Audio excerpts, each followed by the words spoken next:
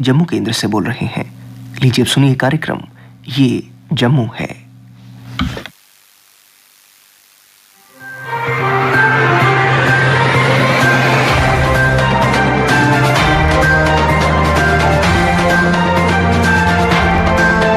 श्रोताओं नमस्कार, कार्यक्रम ये जम्मू है में आप सबका स्वागत है।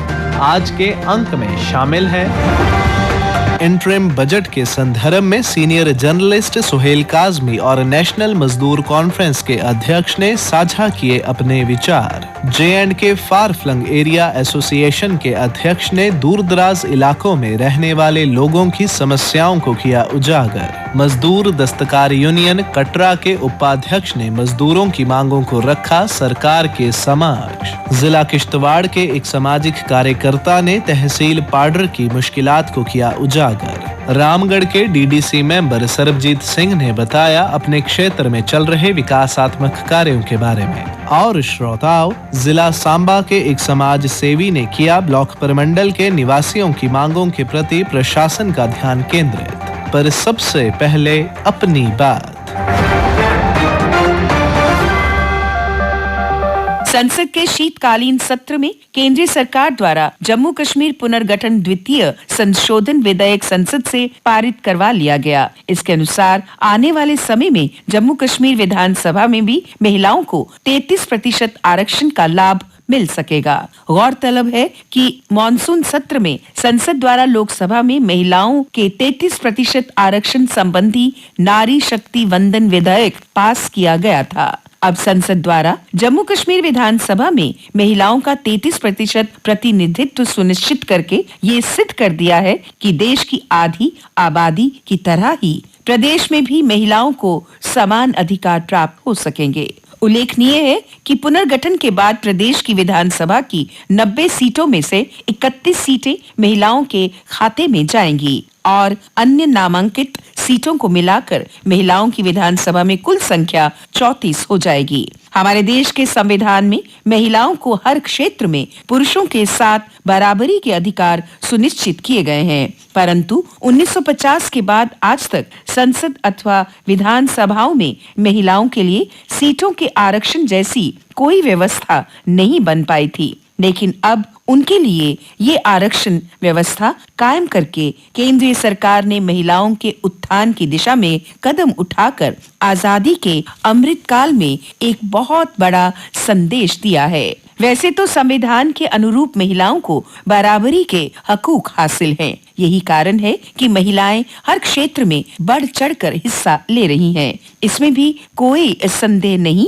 कि राजनीति के क्षेत्र में भी महिलाएं अपना रोल बखूबी निभाती आ रही हैं। मगर सीधे तौर पर संसद और प्रदेश की विधानसभा में महिलाओं को 33% सीटों का आरक्षण प्राप्त होना देश की समृद्धि की दिशा में एक महत्वपूर्ण कदम माना जा सकता है, क्योंकि संसद तथा विधानसभाओं में महिलाओं की भागीदारी कानून बनाने वाले वर्ग में बढ़ जाएगी। इससे देश में प्रदेश में महिलाओं के हकूक की आवाज और अधिक मजबूती से बुलंद हो सकेगी। हाँ, इस आरक्षण के कार्यान्वयन की संभावनाएं 2024 या उससे पहले कम ही दिखती हैं, क्योंकि जनगणना तथा परिसीमन इत्यादि के मामले इसके मार्ग में आ सकते हैं। खैर, ये अच्छा कदम देर सवेर जब से भी लागू होगा, वहीं से अच्छी शुरुआत मानी जाएगी। श्रोताओं, इंटरिम बजट 2024-25 के संदर्भ में अपनी प्रतिक्रिया देते हुए सीनियर जर्नलिस्ट सुहेल काजमी ने कहा, जो मैं समझता हूँ बड़ा बैलेंस्ड इंटरिम बजट है और उसमें बहुत सी चीजें नई जो है उन्होंने इंट्रोड्यूस भी की हैं, पूरे भारत के लोगों के सामने भी रखी हैं। जिसमें सबसे इम्पोर्टेंट जो है, जिसपे कंक्लूजन किया to government to form high powered panel to address population growth challenges and demographical changes in all over the country. जो मैं समझता हूँ काफी देर से पूरा भारत ये सोच रहा है और पूरी दुनिया भी आंखें लगाए हुए हमें देख रही है कि पॉपुलेशन एक्सप्लोजन जो है इंडिया में, उसको किस तरह से इंडिया की सरकार जो है वो लेती है, उसकी चर्चा आज हुई है। नेक्स्ट जनरेशन रिफॉर्म जो है वो अनवील्ड हुए हैं in consultation with state and stakeholder, उसकी चर्चा हुई है। इसके अलावा जो टैक्सेस का ओवरऑल एक ढांचा है, क्योंकि जीएसटी इंट्रोड्यूस हुआ, ऑनरेबल प्राइम मिनिस्टर जो है इनकी क़यादत में ही उसकी जो टैक्स कलेक्शन है वो कहाँ से कहाँ पहुंच गई, आंकड़े जो है उन्होंने बताया आपको, जो गवर्नमेंट ने विड्रॉ किया इनकम टैक्स डिमांड्स जो सक्सेसिव ईयर्स में थी, 2009-2010 में 25,000 थी, फिर 10,000, इससे 1 करोड़ टैक्स पेयर्स जो इंडिया के है उनको इसका फायदा है वो होगा इस बजट के आने के बाद। और एक स्कीम जो मिडिल क्लास लोगों के लिए है, जो रेंटेड अकोमोडेशंस पे रहते हैं, आपने देखा हमेशा प्राइम मिनिस्टर आवास योजना की बातें हम करते थे, सुनते थे, उसका फायदा जो है उन लोगों को, भारतीयों को होगा जो शेल्टरलेस हैं, जो रेंटेड अकोमोडेशंस में हैं, वो अपने घर जो हैं वो बना सकते हैं। और उनके लिए जो एक स्कीम है वो इस इंटर्म बजट के बाद जो है वो हिंदुस्तान में लॉन्च होगी। किसी भी सिविलाइज्ड कंट्री को चलाने में, आगे बढ़ाने में मिडिल क्लास का रोल बहुत इंपॉर्टेंट होता है। अगर हम साउथ के एशियन कंट्रीज देखें साथ के साथ, तो भारत सबसे मजबूत मुल्क है जिसमें मिडिल क्लास सेक्शन है वो बड़ी वाइब्रेंट है और बड़ी स्ट्रांग है और बहुत बड़ा चंक है उनका। टैक्स बेनिफिट्स की बात करें तो स्टार्टअप्स के लिए investment made by the sovereign wealth और पेंशन फंड्स की बात करें, वो 1 साल के लिए बढ़ा दिया गया टिल March 31, 2025 के लिए। कैपिटल एक्सपेंडिचर हमारा हाइक 11% टू 11.11 लाख करोड़ पहुंच गया। फिजिकल डेफिसिट की भी उन्होंने बात की है। नॉमिनल जीडीपी ग्रोथ जो है financial year 25 is projected at 10.5%। Gross tax revenue target जो था FY25 हाइक 11.46% से 38.31 lakh crore from 34.37 lakh crore in financial year 2024 में। उसके आंकड़े उन्होंने आपके सामने बताए हैं। एक सबसे इंपॉर्टेंट चीज जो इस बजट में दिख रही है वो गवर्नमेंट ने डिसाइड किया है कि they are going to release a white paper on the mismanagement of economy. मैं समझता हूँ वो भी बहुत अच्छी बात है। उससे भी पता चलेगा आने वाली जो सरकारें जब भी जो भी सत्ता में आएंगी कि गवर्नमेंट मशीनरी को मिसमैनेज नहीं होना चाहिए, ताकि भारत जिस पेस से आगे बढ़ रहा है उस ग्लोबल विलेज में एंटर होने के लिए भारत की इकोनॉमी, भारत की एक्सटर्नल अफेयर्स पॉलिसी जिस तरह से आगे बढ़ रही है, कोई भी ऐसी चीज ना हो भारत में जिससे कि मिसमैनेजमेंट हो या मिस एप्रोप्रिएशन ऑफ फंड्स हो, या लोगों को जो सहूलतें गवर्नमेंट सोचती है इस 1 साल में देने के लिए उसको 3-3, 5-5 साल लग जाते हैं और शायद कभी कभी उन लोगों तक, आवाम तक नहीं पहुंचती है। तो उसकी बात भी उन्होंने की है। तो ये मैं समझता हूँ ओवरऑल एक बैलेंस्ड इन टर्म बजट है। जिस पेस से हिंदुस्तान आगे बढ़ रहा है, जिस पेस से इकोनॉमिकल स्टैटिस्टिक्स के आधार पे भारत आगे रवा दवा हो रहा है, उन सब चीजों को देखते हुए हिंदुस्तान की मजबूती के लिए इन टर्म बजट आपके सामने आया है और इसका फायदा पूरी आबादी को होगा। और जिस तरह से ये सीरियसनेस दिखती है सरकार की और खासकर ऑनरेबल फाइनेंस मिनिस्टर की, वो इंडिकेट करेगी कि भारत का जो सपना है, जो हर इंसान ने देखा है, वो इस इन टर्म बजट के बाद आहिस्ता आहिस्ता वो सहूलियात हर इंसान, आम इंसान को मिलेंगी, जिससे कि हम और मजबूती से आगे बढ़ सकेंगे और हम सबको उसका फायदा होगा। इन्हीं के साथ नेशनल मजदूर कॉन्फ्रेंस के अध्यक्ष सुभाष शास्त्री ने इंटरिम बजट के बारे में अपने विचार साझा करते हुए कहा, संसद के पटल पर देश की वित्त मंत्री महोदय ने अंतिम बजट पेश किया है। बजट को लेकर के कई प्रकार की प्रतिक्रियाएं आरंभ हो गई हैं। यहाँ तक कर्मचारी वर्ग का प्रश्न है, ना तो वित्त मंत्री जी ने कर्मचारियों के 18 महीने के बकाया एरियर के बारे में कोई घोषणा की है और ना ही कर्मचारियों के हक में इस वर्ष जनवरी माह से देय 5% महंगाई भत्ते की किस्त को देने बारे कोई घोषणा की है, ना ही 8वें वेतन आयोग के गठन करने बारे इसी प्रकार कुछ भी नहीं बताया गया है। इसके कारण कर्मचारी वर्ग में संशय तथा भ्रम की स्थिति फिर से उत्पन्न होनी शुरू हो गई है। इसके अलावा दिहाड़ीदारों की सेवाओं को नियमित बनाए जाने के बारे में कोई स्पष्ट नीति भी नहीं बनाई गई है, जिसके कारण इन दिहाड़ीदारों का भविष्य अधर में लटका हुआ है। प्रधानमंत्री महोदय, आपकी एनडीए सरकार ने पिछले 9.5 वर्षों से काफी कल्याणकारी कदम उठाए हैं, जिसके कारण मध्य वर्ग को काफी राहत मिली है। लेकिन इन योजनाओं को क्रियान्वित करने के लिए कर्मचारी वर्ग ने आपको भरपूर सहयोग दिया है। कर्मचारी वर्ग ने सरकार के साथ कंधे से कंधा मिलाते हुए जो अपना महत्वपूर्ण योगदान दिया है उसे कभी नहीं बुलाया था। मुझे आशा है कि केंद्र की एनडीए सरकार कर्मचारियों की भावनाओं का आदर करते हुए कर्मचारियों की लंबित मांगें पूरा करके उन्हें इस महंगाई से राहत पहुंचाएंगे। J&K फार फ्लंग एरिया एसोसिएशन के अध्यक्ष मोहिंदर सिंह ठाकुर ने दूरदराज इलाकों में रहने वाले लोगों की समस्याओं का खुलासा करते हुए कहा, अभी पिछले दिनों कुछ गाँवों में जाना हुआ, देहात मजालता तहसील के चोटपांजियां, गढ़समणागंज और बवे, वहाँ के आवाम की एक पुरजोर मांग थी कि जो सड़क में जो उनकी जमीन आई है उसका आज तक मुआवजा नहीं बना है। जमीन जो है उनके मुआवजा के कागजात बनाए भी हुए हैं रेवेन्यू डिपार्टमेंट में, लेकिन वो उनको बागजार नहीं हुआ है अभी तक। तो मेरी जिला इंतजामिया उधमपुर से और खास करके एलजी ड्यूटी श्रीमान मनोज सिन्हा जी से अपील है कि जल्द अज जल्द ये मुआवजा बागजार किया जाए। जितने भी PMGSP रोड बने हैं, चाहे वो बीरनू का है, चाहे वो नाला मलिया का है, जंदरोड का है, ये किसानों की मांग है। और दूसरा, लोगों की एक पानी के बारे में बहुत ज्यादा वो थी, हर घर नल और जल की जो सरकार बात कर रही है, बहुत अच्छी स्कीम है। पानी के जराया जो सोर्स है वो ड्राई सोर्स से टैप नहीं किया जाना चाहिए, ये नालियां वहां से नहीं लगानी चाहिए, पाइप्स ये वहां से लगनी चाहिए जहां पानी मौजूद है और गर्मियों में भी पानी रह सकता है।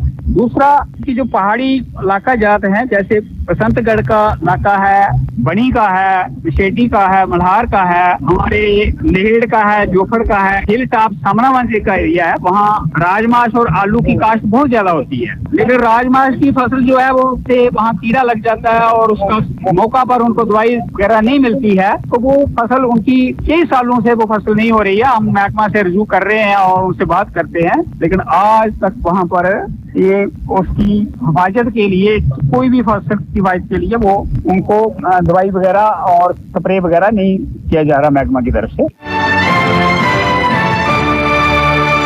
मजदूर दस्तकार यूनियन कटरा के उपाध्यक्ष बंसीलाल शर्मा ने मजदूरों की मांगों को सरकार के समक्ष रखते हुए बताया कि जो हमारे नरेगा के जो लोगों के कार्ड बने हैं, उनका जो दिहाड़ी है 200 से 500 रुपए की जाए और 100 दिन का रोजगार किया जाए, क्योंकि जो हमारे लोग हैं इस समय बहुत बेरोजगार हैं। उसके बाद हमारा जो मजदूर है, मजदूरों के लिए कोई सराय वगैरह जो है अभी तक नहीं मिली है, हमें सराय जो है वो हमें मिले। उसके साथ जो भी हमारे KCC कार्ड हैं, पहले भी हमने बोला था कि कोरोना काल भी आया था, मगर आज तक कोई भी इनका जो सूद है वो माफ नहीं हुआ। उसके साथ जो हमारे कुक हैं जो स्कूलों के, इनको जो 1000 रुपया मिलता है वो भी टाइम से जो है वो नहीं मिलता है। हम ये रेडियो के माध्यम से ये कहना चाहते हैं कि इनकी तनख्वाह जो है वो बढ़ाई जाए। जो 2 लड़कियों के लिए 50,000 रुपया जो किया है वो हमारे लोगों को बहुत बड़ी मदद है। हम LG गवर्नर साहब जी का बहुत धन्यवाद करते हैं। जय हिंद, जय भारत। तहसील बिश्नाह की पंचायत हल्का खैरी बी के एक्स सरपंच विजय सैनी ने अपनी पंचायत की परेशानियों को सरकार के समक्ष रखते हुए बताया, सानू एक सेंट्रल गवर्नमेंट की तरफा दा एक कैपेक्स बजट आया। उस कैपेक्स बजट दे कन्नै वो हर साल 23 लाख रुपया आंदा। 23 लाख कन्नै काफी डिवेलपमेंट जिहड़ी हो जांदी है। मैं अपनी पंचायत की गल करां कि 90% जिहड़ा कम साला तकरीबन अज जिहड़ा खत्म हो चुके दा। जल मिशन दे तहत मेरी पंचायत च अजे कम स्टार्ट नहीं होया। मेरे लागे लागे पंचायतां ने तकरीबन उत्थे कुछ बोर भी होई ने, ट्यूबवेल स्टार्ट भी होई ने कई जगह, और कई जगह जी पाइपां पौंदियां। लेकिन मेरी पंचायत जिहड़ी है उहदे विच अजे ना कोई अजे ट्यूबवेल बोर होया, ना जल मिशन के तहत कोई अजे पाइपां पईयां ने। ते मैं सरकार अगे ये गल आखां कि मेरी पंचायत जल मिशन के तहत जिहड़ी है पिछड़ा रवा दी है। जिला किश्तवाड़ के एक सामाजिक कार्यकर्ता जानकीनाथ ठाकुर ने तहसील पाडर की समस्याओं को सरकार के समक्ष रखते हुए बताया, जितने भी रोड्स इस वक्त महकमा जंगलात के भूमि पर बन रहे हैं, पूरी गाइडलाइन की वायलेशन हो रही है। सपोज जैसे रोड जितने भी सैंक्शन हुए हैं उनकी डंपिंग साइट दिखाई गई है, लेकिन किसी भी ठेकेदार ने डंपिंग नहीं की गई है, और जितना भी मलबा जो है जंगलात भूमि में डाले जा रही है, और जिससे हजारों पेड़ जो है नस्ल नाबूद हो रहे हैं। जिसके निस्बत हमने ग्रेवेंसी सेल में भी इससे कबल एक अर्जी डाली थी।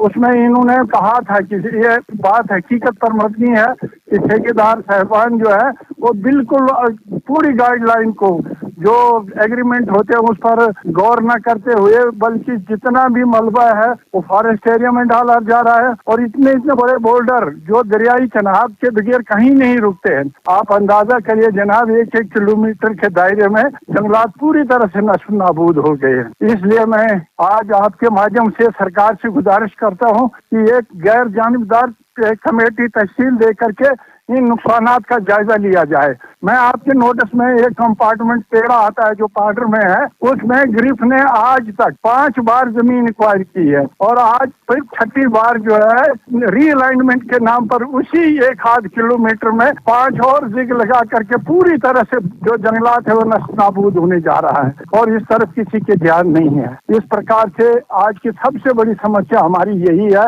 इस पर सरकार को सख्त से सख्त नोटिस लेना चाहिए। यहाँ सबसे बड़ी समस्या जो है राशन की है। ये यहाँ के लोगों को 13 किलो पर हेड के हिसाब से राशन मिलता था, ऐसा हो गया कि 5 किलो राशन टोटल दिया जा रहा है जो उसको नफसा के तहत मिलता है। वो भी बहुत दूर दराज इलाकों में अभी तक वो राशन नहीं पहुंच पाया है। इसलिए सरकार को चाहिए कि वक्त रहते राशन पहुंचनी चाहिए। पानी का जहाँ तक अपने जल जीवन का जो संकट है, यहाँ ऐसे है कि इस मौसम में यहाँ काम करना बहुत मुश्किल है, क्योंकि यहाँ माइनस जो टेम्परेचर है वो जा रहा है। तो इस सूरत में अगर कोई यहाँ पर ये जो अपने हाउसेज जो बनाए जा रहे हैं, ये बिल्कुल एक फजूल प्रैक्टिस है, क्योंकि आज सीमेंट तक होता नहीं है। जैसे ही अप्रैल मई आएगा तो वो हाउस जो है नाकारा हो जाएंगे। सरकार से हमारी यही गुजारिश है कि ये सब सोने को बचाया जाना चाहिए और ये सारा साल इन जंगलों को क्यों जलाया जा रहा है, सरकार को संज्ञान लेना चाहिए। जो ये सालों साल करोड़ों रुपए का टेंडर निकालते हैं क्लोजर लगाने के नाम पर, बजाय क्लोजर लगाने के आप आगजनी से इन जंगलों को बचाओ। नेचर अपने आप यहाँ क्लोजर लगाता है, ये हमारी सबसे बड़ी समस्या है। रामगढ़ के डीडीसी मेंबर सरबजीत सिंह जौहल ने अपने क्षेत्र में चल रहे विकासात्मक कार्यों के बारे में बताते हुए कहा, तो रामगढ़ में बसंतर और देव दोनों दरिया वहाँ मिलते हैं, जहाँ वहाँ पर बांध टूट गया तो पिछले दिनों काफी नुकसान हुआ हमारे जिम्मेदारों का। तो अभी वहाँ 2,82,00,000 रुपए का एक टेंडर लगा है जिसमें ट्रेड वर्क हो रहा है, लेकिन हमारी डिमांड थी कि वहाँ पर एक आरसीसी का एक बांध बनाया जाए। पिछली बार भी जब बाढ़ आया तो बिल्कुल 0 पॉइंट तक बांध चला गया था। एलजी साहब भी जब आए थे उनसे भी बात हुई थी और डीसी साहब से भी बोला हुआ है, तो वो उन्होंने चिन्हित किए हैं जो लोग हैं, लेकिन हमारे लोग बहुत मेहनती हैं, उन्होंने रेत निकाली है, एक जोतने लायक कर दी है। तो मैं समझता हूँ कि बांध अगर कंक्रीट का बन जाता है तो हमारे लिए परमानेंट उसका सोल्यूशन हो जाएगा, क्योंकि बसंतर और देवक दोनों वहाँ मिल जाती है। पानी का इतना लोड होता है और आगे पाकिस्तान वाले रेत उठाते नहीं है, उनका ऊंचा है तो पानी ऊपर से तो चढ़ेगा नहीं, तो वो एक डक्का लग के जाए ताकि हमारे बांध मजबूत हो। तो ये हमारी कोशिश है कि बांध जो है वो बांधा जाए। बाकी रामगढ़ में देखिए, जब से माननीय प्रधानमंत्री मोदी जी की क़यादत में TRI सिस्टम आया है, BDC, DDC, पंचायत, तो पैसा डेवलपमेंट का कोई कमी नहीं है, चाहे वो गलियां बनानी है, नालियां बनानी है, कोई कमी नहीं है, बहुत पैसा आया है और आ रहा है। तो मैं समझता हूँ ये सारा श्रेय जो केंद्र में सरकार है उसको जाता है। पिछले दिनों एलजी साहब भी गए थे तो उन्होंने रोड के लिए भी पैसे दे दिए। अभी तो क्योंकि बारिशें लगी हुई हैं उसको ऊंचा करके वही जो ड्रेन बन रही है उसमें पानी उसका जाएगा, फिर ये सारा ठीक हो जाएगा। आप देखेंगे एक पंचायत में 6-6, 7-7 काम, 10-10 काम लगे। और श्रोताओं, जिला सांबा के एक समाज सेवी राजेश पड़गोत्रा ने ब्लॉक परिमंडल के निवासियों की मांगों के प्रति प्रशासन का ध्यान केंद्रित करते हुए कहा, मंडल ब्लॉक हमारा जिला सांबा का जो है उसमें देओन, सडियाली, कलैड, डगेड़, ये जो इलाके हैं, यहाँ पे जो अभी बारिश हुई है तो स्कूली बच्चों को बहुत ज्यादा परेशानी हो रही है स्कूलों को जाने के लिए, क्योंकि वहाँ पे 6-6, 7-7 किलोमीटर पैदल जो है वो बच्चों को, बुजुर्गों को और पेशेंट को जो है वो प्रमंडल में आना पड़ता है, क्योंकि रास्ते ना होने की वजह से जो है वो लोगों को बहुत ज्यादा दिक्कत हो रही है। लेकिन ब्लॉक प्रमंडल, ब्लॉक सुंब और ब्लॉक नड का जो इलाका है जिला सांबा का, ये विकास से कोसों दूर है। तीसरा मैं ये कहूँगा, जिला सांबा में एम्स जो बन रहा है ये बहुत ही अच्छी बात है, हम सरकार का धन्यवाद करते हैं कि एक बहुत बड़ा तोहफा जो है जिला सांबा के लोगों को दिया, लेकिन वहाँ पे जिला सांबा के जो लोकल लोग हैं वहाँ पे जो है वो नौकरियाँ नहीं दी जा रही हैं। और मैं ये कहूँगा कि विजयपुर का जो म्युनिसिपल कमेटी का जो एरिया है, यहाँ पे छोटी सी बारिश होने की वजह से इतना कीचड़ और इतनी गंदगी जो है वो यहाँ पे फैली हुई है। प्रशासन को चाहिए कि इस ओर ध्यान दिया जाए ताकि लोगों को राहत मिल सके। इसी के साथ ही कार्यक्रम ये जम्मू है का आज का अंक समाप्त होता है। वाचक ऋषिव प्रभाकर, स्थल रिकॉर्डिंग सुनील कुमार रैना और रमेश कुमार शर्मा, प्रस्तुतकर्ता बच्चन भगत।